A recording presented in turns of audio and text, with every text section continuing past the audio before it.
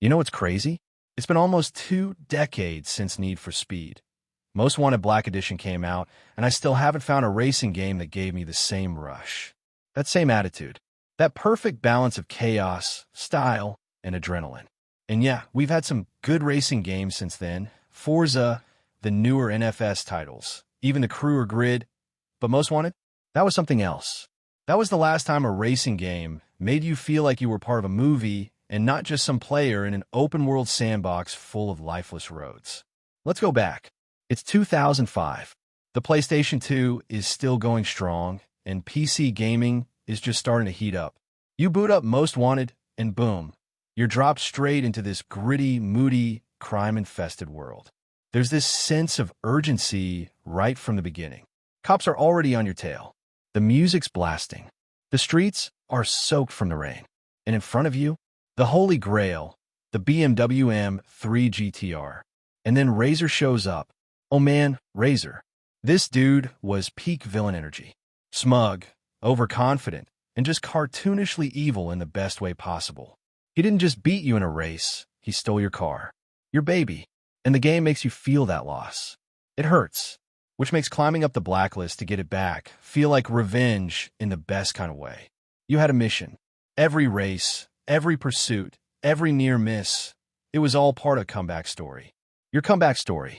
That's the thing. Most Wanted had a soul. It wasn't just about winning races. It was about becoming a legend in Rockport City. A city that, even without voice lines or fancy cutscenes, felt alive. You could feel the tension. You could feel the danger. And when the cops came after you in those high heat levels, you weren't just driving. You were surviving. And let's talk about those pursuits for a second, because honestly, nothing has come close since. There was this perfect escalation. You start with a couple of squad cars try to box you in. Cool. You take a few turns, lose them. But the longer the chase goes on, the crazier it gets. SUVs start ramming into you. Helicopters are tracking your every move, spike strips come out, and you're dodging, weaving, crashing through gas stations and construction sites just to shake them off. It was cinematic. It was tense. It was beautiful. Compare that to most modern racing games.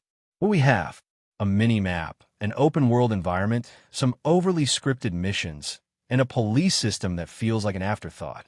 You can't even feel the stakes anymore. I don't know, man. Somewhere along the line, we lost that feeling. That dirty, gritty, street-level vibe. The newer NFS games? They're not bad. They've got style, they've got customization, and sure, the graphics are insane, but they just don't hit the same. It's like they're trying to appeal to everyone. And in doing that, they lost their identity. Most Wanted wasn't trying to be everything. It just wanted to be cool. And it was. Even the music was iconic. Bullet for My Valentine, Disturbed, Jamiroquai, Styles of Beyond. Every track added to the vibe. You didn't just race to the soundtrack, you felt it. How many modern racing games can say the same? And remember the customization? It wasn't overcomplicated. You weren't sitting in a menu for 45 minutes figuring out if your car needs more downforce or softer suspension. You picked a sick vinyl, slapped on a new body kit, maybe tuned your nitrous a bit, and boom, you were back on the road, looking like a menace. That's what made it so good. It respected your time, gave you a clear goal, and made everything you did feel cool. Even just driving around had this weight to it. The world wasn't bloated.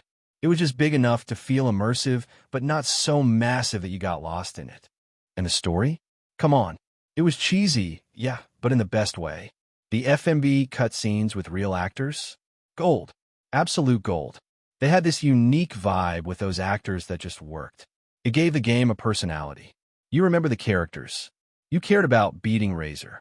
And when you finally got that M3 back, it was one of the most satisfying moments in gaming history. So what happened? How did we go from this street-level masterpiece to whatever the modern racing genre has become?